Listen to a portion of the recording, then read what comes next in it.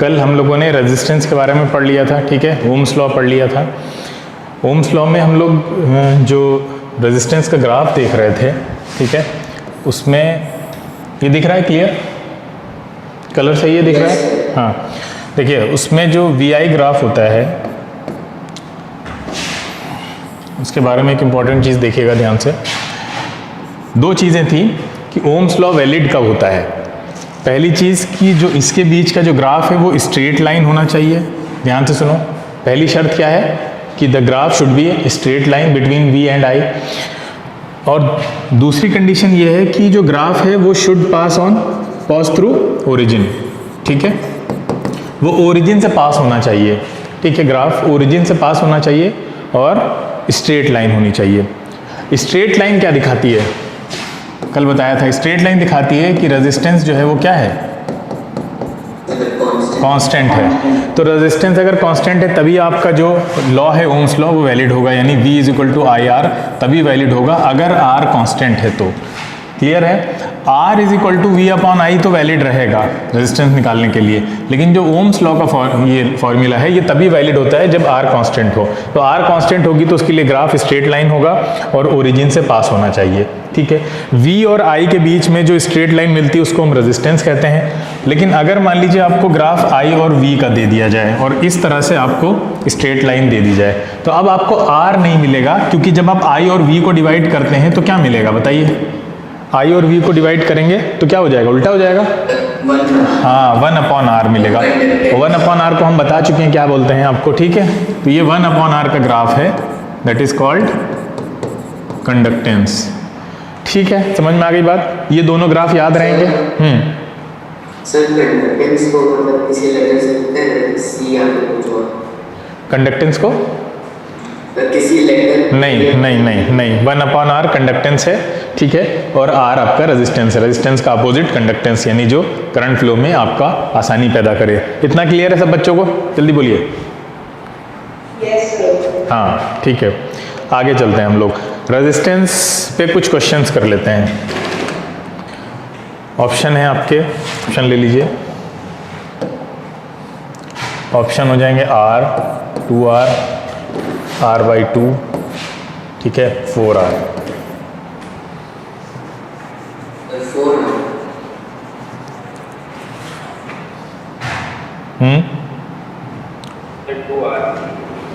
4R सबका आ गया, 4R हैं, 2R,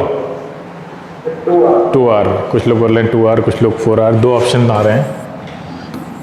चलिए देखते हैं, ध्यान से सुनो कैसे करते हैं ऐसे क्वेश्चंस को।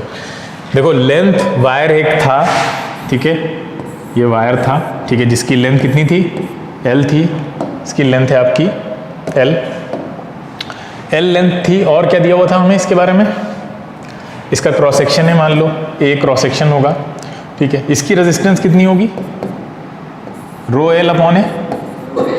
हाँ, क्या किया इन्होंने, इसको स्ट्रेच कर दिया, डबल, इसकी लेंथ का डबल आगे फैला दिया, लेंथ को डबल कर दिया, यानी ये 2L हो गई। अब हम पहले देखेंगे कि इसके एरिया पे क्या फर्क पड़ा होगा। तो वॉल्यूम तो कंजर्व रहेगा, बताओ, वॉल्यूम तो कुछ नहीं चेंज होगा। हाँ, तो आपको इसको ऐसे ही अप्रोच करना है कि जो इनिशियल वॉल्यूम होगा वो फाइनल के बराबर होगा। तो बताओ वॉल्यूम क्या होता है, एरिया इंटू लेंथ होता है ना, वॉल्यूम एरिया इंटू लेंथ होता है। तो फाइनल वॉल्यूम क्या हो जाएगा, एरिया, लेंथ को तो आपने डबल कर दिया है तो एरिया पता करते हैं क्या होगा, ठीक है, यहाँ का जो A' होगा। तो बताओ L कैंसिल हो जाएगा, एरिया कितना आ जाएगा, A' हाफ हो जाएगा। इसका मतलब अगर आप लेंथ को डबल करते हैं तो एरिया हाफ हो जाएगा, डायरेक्ट याद रखो। अब आते हैं इसका नए वाले कंडक्टर का रेजिस्टेंस निकालते हैं R'। वो क्या होगा आपका, रो तो रो ही रहेगा, L कितना है, 2L हो गया है। अच्छा, एरिया भी हमने देखा A' कितना हो गया, A/2, तो ये 2 ऊपर चला जाएगा, तो दो कितना आ रहा है, 4 × ρL/A। तो ये ρL/A क्या है, ये R ही तो है, तो जो R' है वो क्या है, 4R हो गया। बोलो समझ में आया। तो अगर लेंथ को डबल कर देंगे तो एरिया हाफ हो जाएगा, तो लेंथ को डबल करेंगे एरिया हाफ हो गया, तो तो ये एरिया जो हाफ हुआ है ये भी ऊपर आ गया 2, तो 2 to the 4 हो गया। तो लेंथ को अगर आप डबल कर रहे हैं तो ओवरऑल रेजिस्टेंस जो है वो 4 टाइम्स हो जाएगी। बात समझ में आई? बोलिए, आ गई समझ में? चलिए फिर एक और क्वेश्चन। 1/4 हो जाएगा। हाँ, तो वही वॉल्यूम कंजर्वेशन लगाइए इस बार भी। तो वॉल्यूम कंजर्वेशन इस बार लगाएंगे तो क्या मिलने वाला है आपको? V I is equal to V F. तो पहले कितना था? A into L. अब आपने एल को हाफ कर दिया तो ए डैश कितना हो जाएगा? नया एरिया। तो नया एरिया आपको साफ साफ दिख रहा है, डबल हो जाएगा, है ना? ये देखिए, बस इसी को उठा के रख देना है आपको। तो जो नई रेजिस्टेंस होगी आर डैश वो क्या आ जाएगी? रो इंटू एल, L/2 हो जाएगा। नीचे एरिया आपका डबल हो रहा है, ठीक है? तो ये अगर आप ऐसे करेंगे तो ये 2 नीचे आ जाएगा, तो ये हो जाएगा 1/4 रो L अपॉन ए। ये क्या होता है? तो R होता है, तो ये हो जाएगा 1/4 इंटू आर। तो जो नई रेजिस्टेंस है वो पुरानी की 1/4 हो जाएगी। बोलो, सबको समझ में आया? हाँ, तो आसान क्वेश्चन है, ठीक है। लेकिन अब हम आप लोगों को एक शॉर्टकट बताते हैं इसको करने का। बहुत आसान तरीका है, नहीं अगर आपके कंपटीशन में आता है या मल्टीपल चॉइस में आता है तो इसको करने का शॉर्ट तरीका क्या है? इसमें थोड़ा बहुत तो टाइम लग ही जाता है, और इसमें अगर कोई कॉम्प्लेक्स क्वेश्चन आ गया तो हम कैसे करेंगे इसको? शॉर्ट में कैसे करेंगे? तो देखिए, इसको तरीका क्या है करने का। अगर फाइनल रेजिस्टेंस आपसे पूछ रहा है तो वो होगा n² इंटू इनिशियल रेजिस्टेंस। ये है फॉर्मूला इसको डायरेक्ट करने का, ठीक है। जहाँ पे n क्या है? Number of times length increased और डिक्रीज्ड। नंबर ऑफ टाइम्स, इसको नोट कर लीजिए, लेंथ इंक्रीज्ड और डिक्रीज्ड, ठीक है। पीछे वाले दोनों क्वेश्चंस को इससे करके देखते हैं। पहले क्वेश्चन में क्या कर रहा था? लेंथ डबल हो गई थी ना, बोलो, लेंथ डबल हो गई थी तो n कितना हो जाएगा? 2 का स्क्वायर, तो कितना आ गया? देखो 4r आ रहा था, बोलो, यही आ रहा था। दूसरे वाले क्वेश्चन में क्या बता रहा था? लेंथ हाफ हो गई थी ना, तो हाफ हो गई थी तो कितना रखेंगे n को? हाँ, हाफ का स्क्वायर इंटू r। तो ये देखिए अब आपका 1/4। तो आप चुटकियों में आंसर इससे निकाल सकते हैं। इस तरह के जितने क्वेश्चंस बनेंगे लेंथ के ऊपर, जैसे एक क्वेश्चन आया हुआ है एग्जाम में, चलिए करते हैं। कह रहा है a wire of resistance 3 ohm, question है, यहीं पे लिख लेते हैं। A wire of resistance 3 ohm, ठीक है। A wire of resistance 3 ohm is stretched to 10 times its original length, is stretched to 10 times, ठीक है, to original length. Find new resistance, बताइए क्या होगी? इसी फॉर्मूले को लगाइए, हाँ, ठीक है। तो आप बहुत आसानी से इसे निकाल सकते हैं कि आप यहाँ पे क्या रखेंगे? R dash is equal to n कितना है? 10 टाइम्स 10 का स्क्वायर इंटू रेजिस्टेंस भी दे रखी है 3, तो आ गई 300 ओम। बोलो, समझ में आया? क्लियर है? तो ये फॉर्मूला आप याद रखेंगे। हाँ हाँ, बोलते रहिए।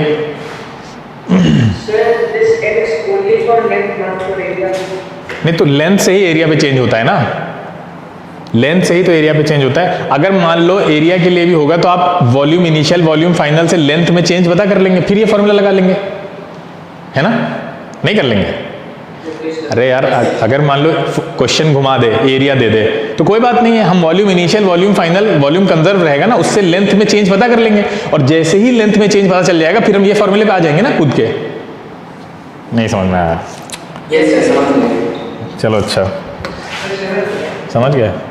हाँ, अब एक बात बताओ, हमने तुम लोगों को पूरा करंट का डेरिवेशन कराया था, ओम्स लॉ को मैथमेटिकली प्रूव कराया था, याद है? ओम्स लॉ वैसे मैथमेटिकली कोई प्रूव कराएगा नहीं तुम्हें, हमने कराया था पूरा। उसमें हमने रेजिस्टेंस और रेजिस्टिविटी दोनों की वैल्यूज निकाली थी। जरा बताओ। अब सोच रहे होंगे ये क्या पूछ लिया आपने, ये नहीं पूछना चाहिए था। रेजिस्टेंस की वैल्यू बताओ जरा, क्योंकि बहुत इंपॉर्टेंट डिस्कशन करना है आज, बहुत इंपॉर्टेंट। ये रेजिस्टेंस कैसे टेम्परेचर पे डिपेंड करती है, ये आज हम लोग समझेंगे बहुत अच्छी तरह। बताओ जरा, और गड़बड़ मत बता देना। एक लोग ऐसे नहीं, ऐसे, अरे रेजिस्टेंस की वैल्यू एक लोग बोलो, कोई एक बच्चा बोले, कोई सब लोग बोलोगे तो सब कैसे समझ में आएगा? हाँ, 2m 2m। रेजिस्टेंस की वैल्यू कितनी थी? अरे ये था ml upon NE square a tau. मिलाओ, कहीं लिखा था? कहीं नहीं लिखा था। 2m था। चलो 2m कर दिया, ये ठीक है। अच्छा रो की वैल्यू बताओ, रो की वैल्यू बताओ क्या था? रो की वैल्यू बताओ, यही थी ना? सही है। रो की वैल्यू बताओ। रो की वैल्यू क्या थी? अरे रो की वैल्यू बताने की क्या जरूरत है, इसको हटा दो।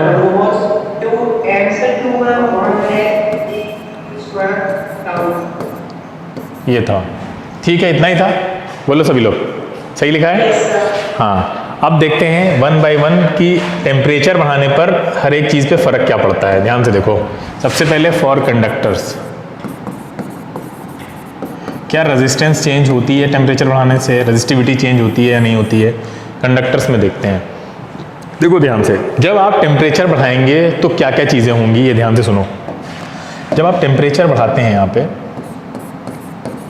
सभी लोग ध्यान से सुने, टेम्परेचर जब हम इंक्रीज करते हैं तो क्या क्या चीज़ें होने जा रही हैं? हम टेम्परेचर बढ़ा रहे हैं।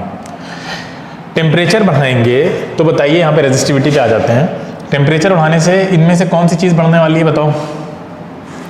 टेम्परेचर बढ़ाएंगे कोलिजन बढ़ेंगे? अरे यार, टेम्परेचर बढ़ाने कोलिजन बढ़ेंगे नहीं? हाँ, कोलिजन बढ़ेंगे तो टाउ बढ़ जाएगा या कम हो जाएगा, ये बताओ। टाउ है क्या, किसी को पता है टाउ क्या है? कोलिजन, कोलिजन, अच्छा कोलिजन क्यों बढ़ेगा, ये कंफर्म है? क्यों बढ़ेगा कोलिजन टेम्परेचर बढ़ाने से? वाइब्रेशन बढ़ जाएंगे ना, काइनेटिक एनर्जी मिल जाएगी उनको, है ना? तो कोलिजन बढ़ेंगे, कोलिजन बढ़ेंगे तो जो टाउ है उस पर क्या असर पड़ेगा? वो कम हो जाएगा ना। रिलैक्स करने का टाइम नहीं मिलेगा। अब दो कोलिजन के बीच का टाइम होता है, अब आपने अगर कोलिजन बढ़ा दिए तो रिलैक्सेशन टाइम कम हो जाएगा और जल्दी जल्दी कोलिजन होगा, है ना? बोलिए। हाँ, आइए दूसरी तरफ, साइमल्टेनियसली दूसरी साइड पे क्या असर पड़ेगा? अगर आप टेम्परेचर बढ़ाते हैं तो कहीं ना कहीं आयनाइजेशन एनर्जी बढ़ जाएगी। बताओ, आयनाइजेशन एनर्जी का मतलब क्या है? कुछ बताएगा कोई? अरे आयनाइज का मतलब होता है उसको, इलेक्ट्रॉन को उसकी ऑर्बिट से बाहर निकालने के लिए जो एनर्जी चाहिए होती है। पढ़ाओ, केमिस्ट्री में पढ़ा होगा, बताओ। इलेक्ट्रॉन को उसकी ऑर्बिट से बाहर निकालने के लिए जो एनर्जी चाहिए आपको, वही तो आयनाइज हो जाएगा ना, वो आयंस में कन्वर्ट हो जाएगा। ये तो हमने स्पेक्ट्रम में भी बताया था आपको, याद करो। गामा रेस के बारे में बताया था, आयनाइजिंग पावर बहुत ज़्यादा होती है। कुछ नहीं याद है? एडवांस लेवल का पढ़ना है सबको और बेसिक नहीं क्लियर है। क्लियर है ना? आयनाइजेशन इलेक्ट्रॉन्स का बढ़ जाएगा अगर आप टेम्परेचर बढ़ाते हैं। बढ़ जाएगा नहीं बढ़ जाएगा? साथ में आयनाइजेशन भी बढ़ जाएगा। अच्छा, आयनाइजेशन बढ़ने से इनमें से कौन सा फैक्टर बढ़ेगा, ये बताओ। कह दो इनमें से सारे फैक्टर्स। हाँ, एन क्या है? एन है क्या? एन है क्या? नंबर ऑफ, कहते नंबर ऑफ इलेक्ट्रॉन्स कौन से?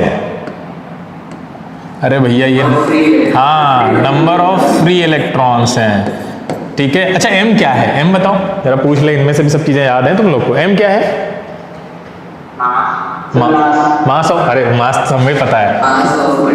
नहीं नहीं, मास ऑफ इलेक्ट्रॉन, ठीक है। इसे एक इलेक्ट्रॉन के बारे में सारी बातें हो रही हैं भाई। जो ड्रिफ्ट वेलोसिटी निकाल रहे थे पूरे मटेरियल की निकाली थी, इलेक्ट्रॉन के बारे में निकाल रहे थे हम।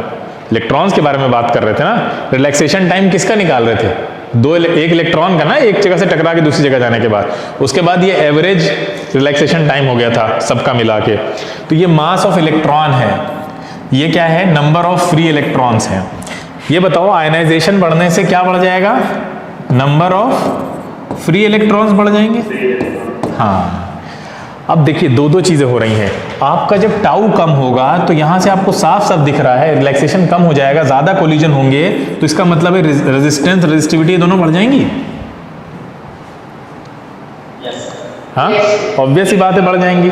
लेकिन दूसरी तरफ आपको दिख रहा है कि फ्री इलेक्ट्रॉन्स बढ़ रहे हैं, तो फ्री इलेक्ट्रॉन्स बढ़ेंगे तो ये साफ साफ हमें दिखा रहे हैं कि क्या कम हो जाएगा। फ्री इलेक्ट्रॉन्स बढ़ने से क्या कम हो रहा है यहाँ पे?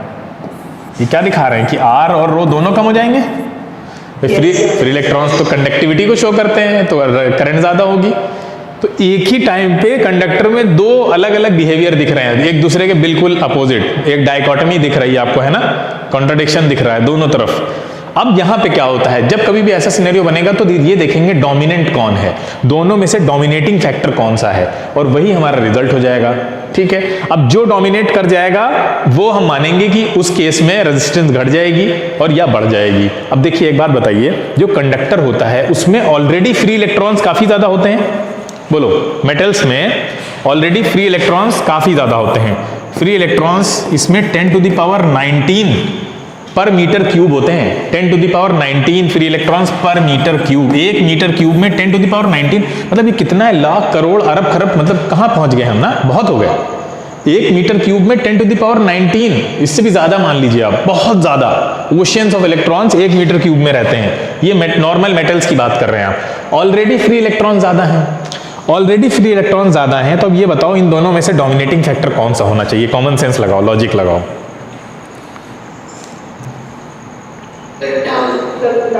यस यस, क्योंकि इसके बढ़ने से अब उसके ऊपर कोई सिग्निफिकेंट असर नहीं पड़ने वाला ना, ऑलरेडी ज्यादा है, ये चीज ऑलरेडी ज्यादा है, कोई सिग्निफिकेंट ये इतना सिग्निफिकेंट नहीं होगा। सिग्निफिकेंट क्या होगा? ये होगा। हाँ, तो इसका मतलब यह है कि कंडक्टर्स के मामले में टेम्परेचर बढ़ाने पर क्या होगा? रेजिस्टेंस कम हो जाएगी, बढ़ जाएगी? बढ़ जाएगी। क्लियर है, समझ में आया? बोलो। हाँ, तो ये चीज आपको 10th में वन लाइनर की तरह पढ़ा दी जाएगी खाली, कि क्या करेंगे, टेम्परेचर बढ़ाते हैं तो आपका जो रेजिस्टेंस है वो बस इंक्रीज कर जाता है कंडक्टर में। फिर आगे बताएंगे सेमीकंडक्टर में ऐसा नहीं होता है।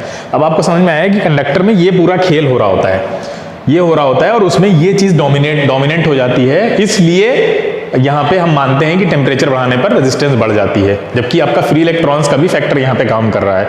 सारे बच्चों को क्लियर हो गया? ठीक है, आगे चलते हैं, दूसरा केस देखते हैं इसका। दूसरा केस है आपका सेमीकंडक्टर्स का, फॉर सेमीकंडक्टर्स। चलिए, सेमीकंडक्टर्स में क्या किया हमने? टेम्परेचर को बढ़ाया। अच्छा, टेम्परेचर को बढ़ाया तो वही चीज होने लगेगी यहां पे भी। क्या होगा? यहां से क्या बढ़ेगा? कोलिजन्स, और उसके एज अ रिजल्ट क्या बढ़ जाएगा? टाउ। अच्छा, यहां क्या होगा? यहां एन बढ़ जाएगा ना, डायरेक्ट लिख दे रहे हैं, एन बढ़ जाएगा, नंबर ऑफ फ्री इलेक्ट्रॉन बढ़ गए। अब देखिए, सेमीकंडक्टर्स में, सेमीकंडक्टर्स जैसे कि कोई नाम बताया कि सेमीकंडक्टर के नाम तो याद होंगे, जर्मेनियम, सिलिकॉन, है ना, जर्मेनियम, सिलिकॉन। अब सेमीकंडक्टर कहने के लिए सेमी है, मतलब आधे कंडक्टर हैं, अदरवाइज ये ऐसा कुछ नहीं है कि ये कोई हाफ कंडक्टर नहीं, बिल्कुल अलग ही, ये अलग स्पीशीज होती है, वो बिल्कुल अलग तरह से बिहेव करती है। देखिए, इनके पास क्या होता है, सेमीकंडक्टर के पास पहले से फ्री इलेक्ट्रॉन्स की क्वांटिटी काफी कम होती है। ठीक है, फ्री इलेक्ट्रॉन्स कम है। अब बताओ, जब पहले से फ्री इलेक्ट्रॉन कम है तो अब डोमिनेटिंग फैक्टर कौन होगा? टाउ या एन? अरे एन होगा ना, पहले से फ्री इलेक्ट्रॉन कम है। अब अगर फ्री इलेक्ट्रॉन आ जाएंगे, सोचो काफी सारे मटेरियल के अंदर, तो फिर ये चीज सिग्निफिकेंट हो जाएगी, कंडक्टिविटी बढ़ जाएगी। तो यहां पे इस केस में क्या होता कि रेजिस्टेंस आपकी कम हो जाती, वो सॉरी बढ़ जाती, और रो भी बढ़ जाता।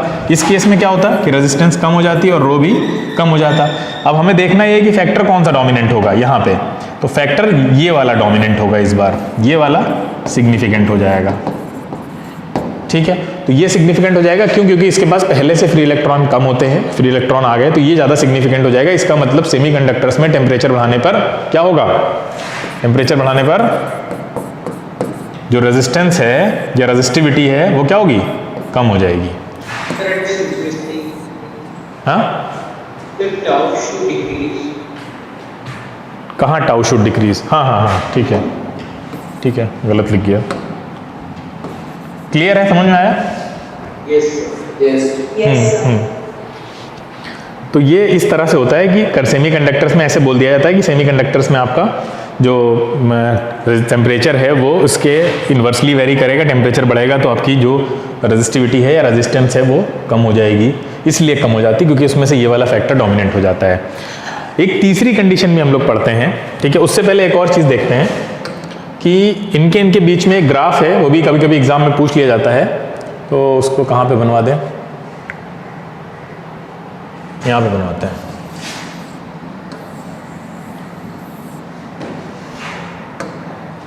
देखिए कैसा ग्राफ आना चाहिए, ये क्या होगा, इधर रो होगी, ये क्या है, टेम्परेचर है, ठीक है। बताओ कैसा ग्राफ बनना चाहिए, बताइए। देखिए इसमें क्या होता है, शुरू में जब आप टेम्परेचर बढ़ाते हैं तो ये ओम्स लॉ की तरह ही बिहेव करेगा, स्ट्रेट लाइन दिखाएगा। उसके बाद क्या होगा, कुछ इस तरह से आ जाता है, इस तरह से इसका ग्राफ रहता है। इस ग्राफ को याद रखना, पहले ऐसे चलेगा, हल्का से स्ट्रेट लाइन दिए हुए, फिर ऐसे निकल जाएगा कर्व पाथ फॉलो करते हुए। क्योंकि जैसे जैसे आप कंडक्टर में टेम्परेचर को बढ़ाते जाएंगे, ठीक है, तो क्या होगा, इनिशियली तो जो आपकी रेजिस्टेंस है वो क्या होगी, लीनियरली वेरी करेगी, लेकिन फिर अचानक से ज़्यादा टेम्परेचर हो जाएगा तो फिर वो कर्व पाथ फॉलो कर जाएगा। ये किधर की तरफ जा रहा है, किधर झुका हुआ है ज़्यादा, दिख रहा है ना, रो की तरफ। तो यहाँ पे देखिए टेम्परेचर बढ़ाने से क्या बढ़ रहा है आपका, रो इंक्रीज कर रहा है, ठीक है। वही तो देखा था हमने कंडक्टर में, जो रेजिस्टिविटी। हाँ आगे चलते हैं, इसका ग्राफ कैसा आएगा, ये ग्राफ तो बताइए, तो बहुत आसान ग्राफ है। इसका ग्राफ कैसा आना चाहिए, नहीं, ये दोनों चीज़ें इन्वर्सली रिलेटेड हैं, तो ग्राफ कैसा आना चाहिए, इन्वर्सली रिलेटेड चीज़ों का ग्राफ कैसा आता है, ये देखिए ऐसा आता है ना।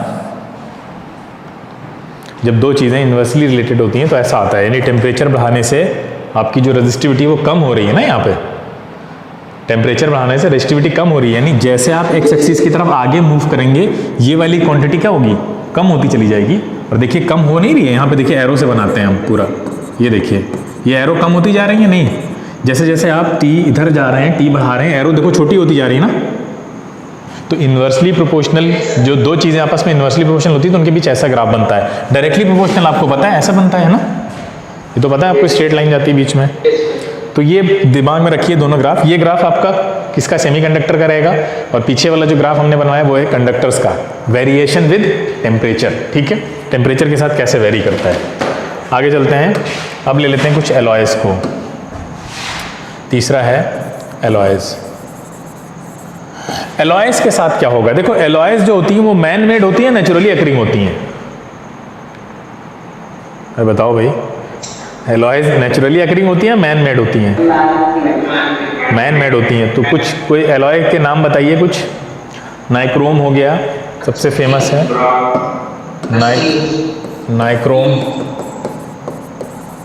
नाइक्रोम हो गया, और मैंगनीन हो गया, और बोलिए कुछ नाम। अरे एक बहुत फेमस है कॉन्स्टेंटेन, ठीक है, हाँ स्टील, ठीक है। अच्छा इसमें क्या होगा, ध्यान से सुनो, एलॉयज़ में क्या होगा, एलॉयज़ हमने खुद बनाई है। अब जब टेम्परेचर को हम बढ़ाएंगे यहाँ पे, तो मान लीजिए हमने यहाँ टेम्परेचर को इंक्रीज़ किया। टेम्परेचर को इंक्रीज़ करने से दो चीज़ें हो रही थी पहले भी, अभी भी दो चीज़ें होंगी। क्या क्या हो रही थी, जो टाउ है आपका वो डिक्रीज़ कर रहा था, और एन क्या कर रहा था, इंक्रीज़ कर रहा था। बोलो क्या ऐसा हो रहा था, ये दोनों चीज़ें हो रही थी। टाउ के डिक्रीज़ करने से आपका रो इंक्रीज़ करता है, और एन के इंक्रीज़ करने से आपका रो क्या होता है, डिक्रीज़ करता है। बोलो ये सही लिखा है हमने, अरे ये सही लिखा है ये भाई, हाँ, एन के इंक्रीज़ करने से रेजिस्टिविटी कम हो जाएगी, और टाउ के डिक्रीज़ करने से रेजिस्टिविटी बढ़ जाएगी।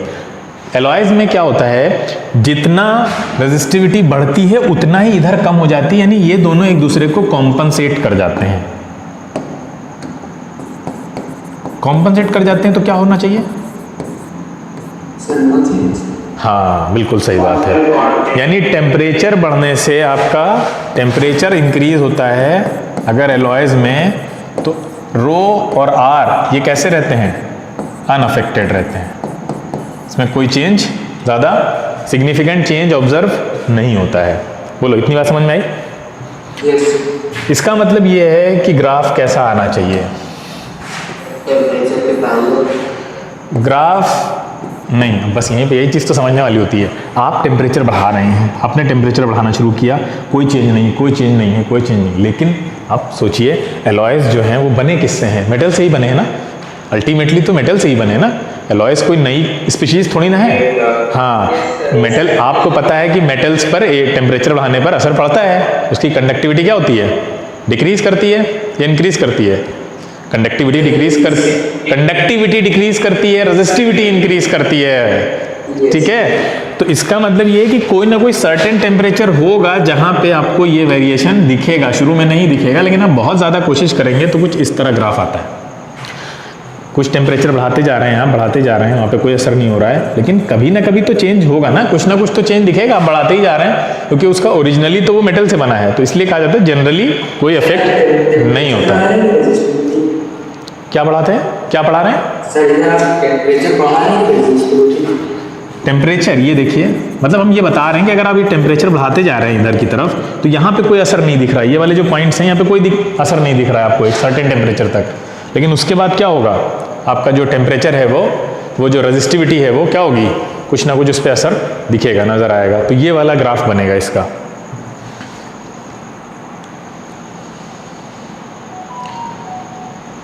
ठीक है, बात समझ में आ गई। टेम्परेचर के साथ तीनों का वेरिएशन समझ में आ गया। कंडक्टर के साथ क्या होता है?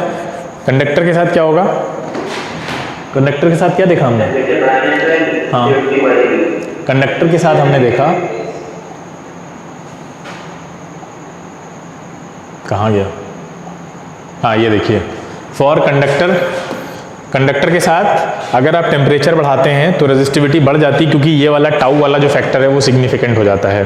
सेमी कंडक्टर के साथ क्या देखा हमने? सेमी कंडक्टर के साथ, क्योंकि उसमें पहले से फ्री इलेक्ट्रॉन रूम टेम्परेचर पे बिल्कुल नहीं होते हैं, ना के बराबर होते हैं, लेकिन जैसे जैसे आप टेम्परेचर बढ़ाते हैं तो n बढ़ने की वजह से n डोमिनेंट हो जाता है टाउ के कंपैरिजन में, तो यहाँ पे क्या होगा? रेजिस्टिविटी कम हो जाती है टेम्परेचर बढ़ने के साथ। तीसरी कंडीशन में एलॉयज़ में हमने क्या देखा? क्या रहता है? कोई असर नॉर्मली नहीं पड़ता है। ठीक है, एलॉयज़ हमने बनाए ही हैं। भाई आप कोई वायर यूज़ कर रहे हैं एक्सपेरिमेंट में, आप क्या चाहेंगे? बार बार उसकी रेजिस्टेंस चेंज हो या कांस्टेंट बनी रहे? आपकी रीडिंग पे असर पड़ेगा ना अगर बार बार चेंज होगी रेजिस्टेंस, है ना? इसके लिए, हाँ, तो इसके लिए आप एलॉयज़ बनाते हैं, ऐसे वायर यूज़ करते हैं जिनमें नॉर्मल टेम्परेचर्स पे, जो वर्किंग टेम्परेचर जहाँ पे आपको काम करना है वहाँ पे उनकी रेजिस्टिविटी वेरी ना करे ज़्यादा। तो चलो आप रीडिंग ले रहे हैं, अभी आपने कुछ करंट की रीडिंग ली थी, वोल्टेज की ली थी, अगली बार ली तो रेजिस्टेंस ही चेंज कर गई, तो रीडिंग आपकी बहुत दिक्कत करेगा, आपको बार बार रीडिंग चेंज हो जाएगी, फ्लक्चुएट करेगा। इसलिए आप ऐसी वायर बनाते हैं एलॉयज़ की। क्लियर है? कोई बच्चे को कोई डाउट तो नहीं है? आगे चलें। अब अगर आपसे पूछा जा रहा है कि बताइए, आपने देख लिया कि टेम्परेचर कैसे वेरी कर रहा है, कितना रेजिस्टिविटी बढ़ रही है, कितना कम हो रही है, लेकिन अगर आपसे कहा जाए कि बताइए कैसे, मतलब अगर आप ये कैलकुलेट करना चाहें कि कितने से बढ़ रही है, कितने से कम हो रही है, तो इसको कैलकुलेट करने का क्या तरीका है? इस पर क्वेश्चन कॉम्पिटिशन में आते हैं कि इसको कैसे कैलकुलेट किया जाए। तो इसको बोलते हैं टेम्परेचर कोफिशिएंट ऑफ रेजिस्टेंस, कि कैसे आप टेम्परेचर कोफिशिएंट निकालेंगे रेजिस्टेंस का। कैसे आपको पता चलेगा कि पहले इनिशियली जो टेम्परेचर था उस पर रेजिस्टेंस कितनी थी, फिर जब टेम्परेचर बढ़ गया तो फिर उस टेम्परेचर के साथ रेजिस्टेंस कितनी चेंज हुई। ठीक है, इसको कैलकुलेट कैसे करना? अभी तो हमने थ्योरेटिकली पढ़ लिया है कि कंडक्टर की रेजिस्टेंस बढ़ जाती है, सुपर कंडक्टर जो वो सेमी कंडक्टर्स होते हैं उनकी रेजिस्टेंस कम हो जाती है, और जो एलॉयज़ हैं उस पर कोई असर नहीं पड़ता है। लेकिन अगर क्वांटिटी वाइज पूछा जाए कि कैसे, कितनी बढ़ सकती है, कितनी कम हो जाएगी, कितना टेम्परेचर बढ़ाने से कितनी कम होती है, वो अब हम लोग देखते हैं कि कैसे इस पे असर कैसे पड़ता है। ठीक है, तो मान लीजिए पहले टेम्परेचर T = 0 पे दो टेम्परेचर हम लोग ले लेते हैं। नहीं, अभी चलेगी, अभी रहने देते हैं। नहीं, अभी तो 55 हुआ है, अभी तो टाइम है मेरे पास। हाँ, ठीक है। तो चलिए इस पे कुछ क्वेश्चंस भी करेंगे और ये टॉपिक हमारा क्लोज हो जाएगा। मान लीजिए T = 0 डिग्री था जब T 0 पे, यानी 0 डिग्री पे, एट 0 डिग्री पे जो रेजिस्टेंस थी वो मान लेते हैं R0 थी, R0 थी। ठीक है, ये इनिशियल टेम्परेचर था, Ti मान लेते हैं। फिर T फाइनल, जो मतलब थोड़ा टेम्परेचर जब आपने इंक्रीज़ किया तो वहाँ पे मान लीजिए T डिग्री सेल्सियस हो गया, थोड़ा आपने टेम्परेचर बढ़ाया, तो वहाँ पे जो R आई वो RF हो गई फाइनल। ठीक है, ये कितने पे है? ये एट T किस पे है? ये पहला वाला R0 किस पे है? हाँ, एट T = 0 डिग्री है, और ये वाला किससे पे है? कोई सर्टेन टेम्परेचर हो गया होगा, मान लो T डिग्री पे। ठीक है, हाँ, तो अब इस आर नॉट और आर एफ में क्या रिलेशन होता है उसको ध्यान रखिएगा, ठीक है, या आर एफ भी लिख सकते हैं इसको, बल्कि वो लिखा ही हुआ है, ये होता है R not into 1 plus alpha delta T. ये फॉर्मूला बहुत इंपॉर्टेंट है, आया कहाँ से, इंटीग्रेशन से आता है। अभी इंटीग्रेशन आपको आता नहीं है इसलिए कोई फ़ायदा नहीं है कराने का, लेकिन ये फॉर्मूला डायरेक्टली याद रखिए क्योंकि इसका डायरेक्ट एप्लीकेशन होता है। अल्फ़ा क्या है यहाँ पे, ये काम की बात है। अल्फ़ा क्या है, अल्फ़ा वही है टेम्परेचर कोफिशिएंट। अल्फ़ा है यहाँ पे टेम्परेचर कोफिशिएंट, टेम्परेचर कोफिशिएंट, ठीक है। किसका टेम्परेचर कोफिशिएंट है, किसका टेम्परेचर कोफिशिएंट होगा, क्या चेंज कर रहे हैं, रेजिस्टेंस। हाँ, नोट करिए तो जल्दी से। Delta T difference in temperature है, क्या क्या, delta T difference in temperature है, क्या पूछ रहे हो बेटा, delta T difference in temperature.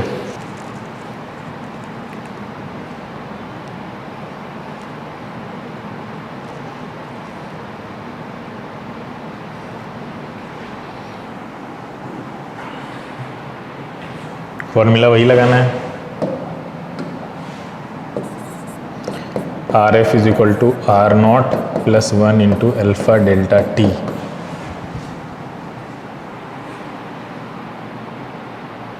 Sir 8.75 कैसे किया, कैसे किया जरा बताओ।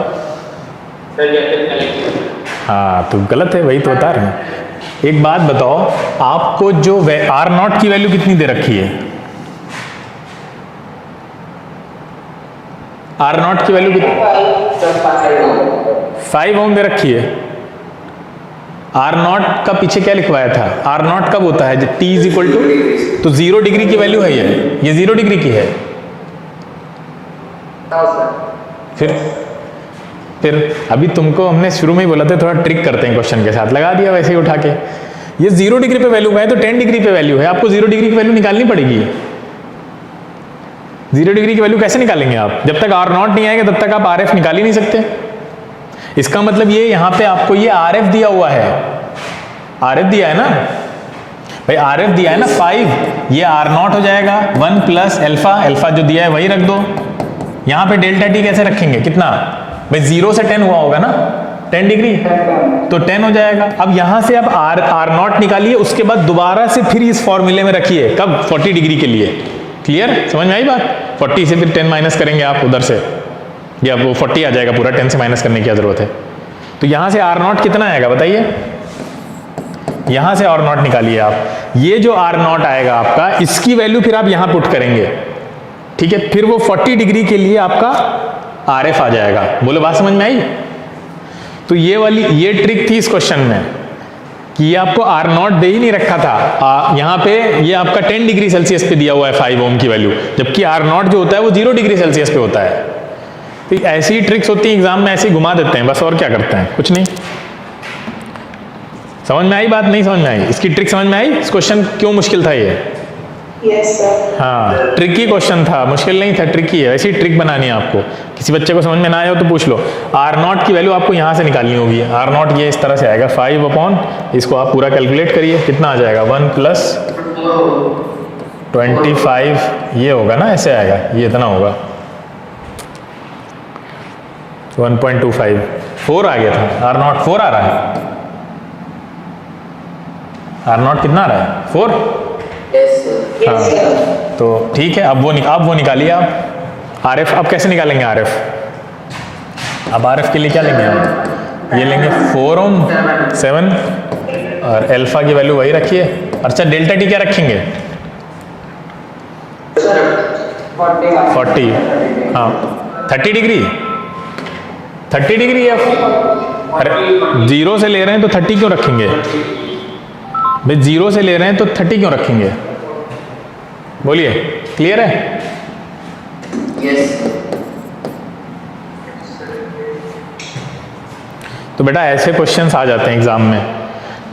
अब एक और इम्पॉर्टेंट चीज़ आगे ये बताइए कि जो भी हमने वैल्यू अल्फा की निकाली है, मतलब जो अल्फा का फॉर्मूला है वो क्या है, R F is equal to R not 1 plus alpha delta T, यही है ना।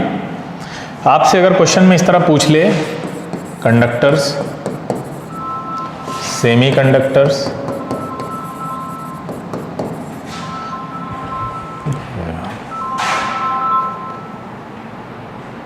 हेलो हेलो हेलो, हाँ सर, हाँ सर मैं क्लास में हूँ अभी, हाँ मैं क्लास के बाद आपको कॉल करता हूँ।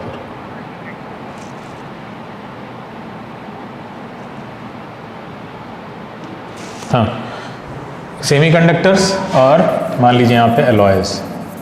अब एक बात बताओ, जो आर फाइनल होगा वो कंडक्टर के लिए पॉजिटिव होगा नेगेटिव होगा? कॉमन सेंस से बताओ।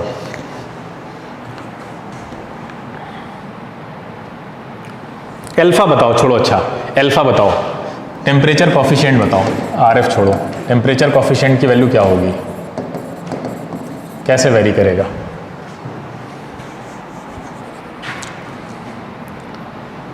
या आरएफ भी बता सकते हो, अल्फा तो ज़्यादा मुश्किल लगेगा तुम्हें बताना, आरएफ ही बताओ, छोड़ो इसको भी बताओ। आरएफ की वैल्यू पॉजिटिव होगी कंडक्टर के लिए या नेगेटिव आएगी? हम कोई वैल्यू नहीं दे रहे हैं, कोई डेटा नहीं रख रहे हैं, ये डायरेक्टली मतलब ये पॉजिटिव आएगी या नेगेटिव आएगी, क्या आएगी?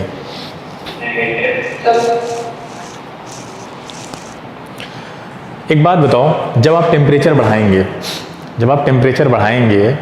डेल्टा टी क्या होगा यहाँ पे?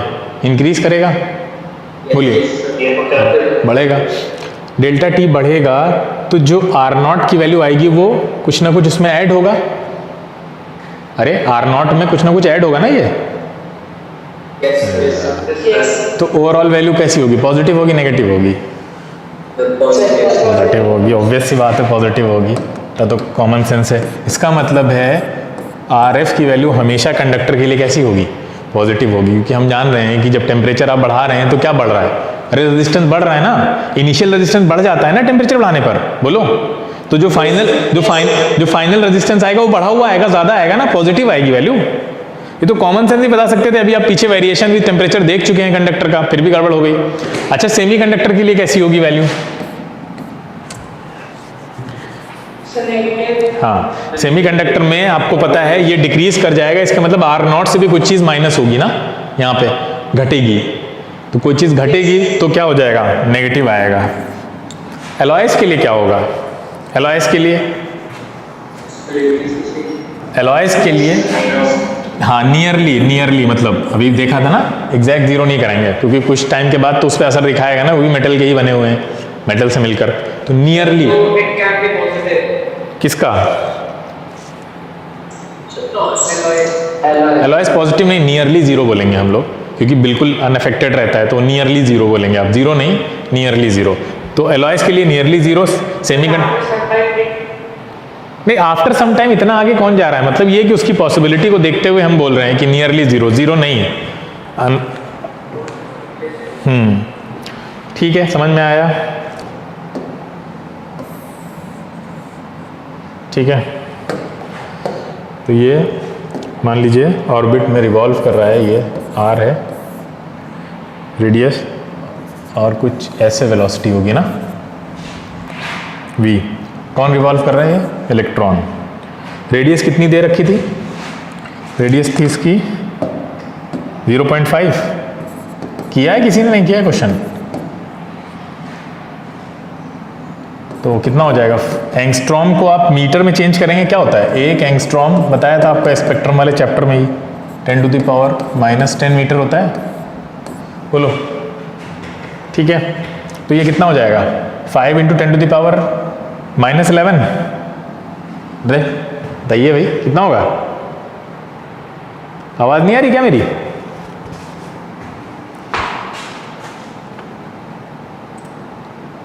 हेलो, क्या आवाज नहीं आ रही है? हाँ, तो ये कितना हो जाएगा? 5 × 10⁻11 हो जाएगा। हाँ, अच्छा, वेलोसिटी कितनी दे रखी थी? वेलोसिटी कितनी दे रखी थी? 6 मीटर पर सेकेंड। अच्छा, तो फॉर्मूला यही लगा था ना हमें, टाइम इज इक्वल टू क्या होता है? स्पीड, डिस्टेंस अपॉन स्पीड लगाते हैं। टाइम हमें क्यों चाहिए? क्योंकि I is equal to Q upon T हमें निकालने को क्या कह रहा था, एवरेज करंट। तो करंट के लिए हमें क्यू तो पता है, क्यू क्या हो जाएगा, ई हो जाता, लेकिन टी नहीं पता था। टी कैसे निकालें यहाँ से, डिस्टेंस कितनी है, डिस्टेंस एक, हाँ 2 पाई आर, ठीक है 2 पाई आर हो जाएगा। और आपका नीचे स्पीड कितनी होगी, ये दे रखी है हमें, v स्पीड से जा रहा है, तो वैल्यू रखिए, कितना आया था आप लोगों का, आई में डायरेक्ट वैल्यू रख देते हैं उठा के, q तो e हो जाएगा डिवाइडेड बाई, यहाँ से कितना आ जाएगा t की वैल्यू 2 पाई आर, मतलब 2 इंटू 3.14 इंटू आर कितना है 5 इंटू 10 टू द पावर -11 और v डिवाइडेड बाई v कितना है 2 इंटू 10 टू द पावर 6। तो ये आप यहाँ पे e की जगह पे सीधे रख दीजिए क्या 1.6 इंटू 10 टू द पावर -19। ये इस तरह से जिसने किया उसका आंसर सही आया होगा। बाकी कैलकुलेशन है और तो कुछ है नहीं, फिजिक्स खत्म हो गई, मैथ्स है यहाँ पे। कैलकुलेशन को भी आप शॉर्ट में कर सकते हैं, यहाँ पे 7 का कोई मल्टीपल दिख नहीं रहा है और ना और आसान हो जाता। बोलो यही लिखा है,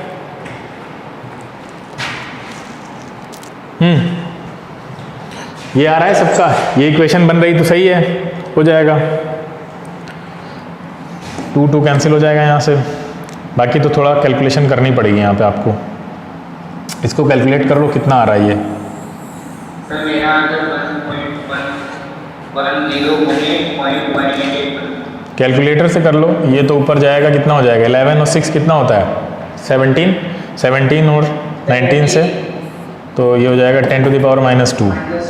हाँ, और ये इधर कितना आएगा आपका, ये आ जाएगा 1.6 डिवाइडेड बाई 5 4 ज़ा 27 और 15, ये कुछ इस तरह से आएगा। ये दोनों हटेंगे तो ऊपर एक 0 आ जाएगा, ये कैंसिल हो जाएगा। ये कैलकुलेट कर लो, बस आंसर आ जाएगा, और कोई कुछ नहीं था इस क्वेश्चन में। और कोई क्वेश्चन था, हाँ एक और क्वेश्चन था, एक और क्वेश्चन था, कौन सा था, एक सेकेंड ढूंढ लेता हूँ मैं। हाँ ये था ना थ्रू अ क्रॉस सेक्शन वाला, कंडक्टर बना लेते हैं, ध्यान से सुनिए। 30 इलेक्ट्रॉन पास हो रहे हैं, क्रॉस सेक्शन यहाँ पे ले लेते हैं हम लोग एक, ठीक है, मान लेते हैं ये है क्रॉस सेक्शन कोई, जिस क्रॉस सेक्शन से आपके 30 इलेक्ट्रॉन्स पास हो रहे हैं,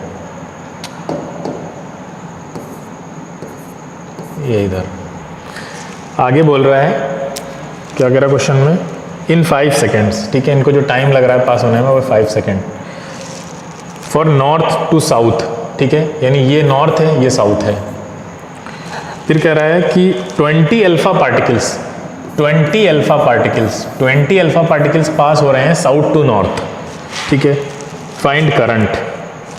तो अब खुद सोचिए नेट चार्ज कितना होगा, यहाँ पे नेट चार्ज पासिंग आप पता चलेगा तभी तो करंट निकलेगी। करंट क्या होता है, charge passing per unit time, तो नेट चार्ज कितना है यहाँ पे बताइए, क्यू नेट, तो क्यू नेट निकल आएगा तभी पता चलेगा हमें। क्यू नेट कैसे निकालेंगे हम, बोलो बेटा, क्यू नेट कैसे निकालेंगे। अल्फा पार्टिकल क्या होता है, अल्फा पार्टिकल का चार्ज किसी को पता है, अल्फा पार्टिकल का चार्ज होता है हाँ 2e के बराबर है, मान लो ऐसे याद रखो, 2e के बराबर है लेकिन प्लस में। अब बताइए यहाँ पे क्यू नेट कैसे निकालेंगे हम।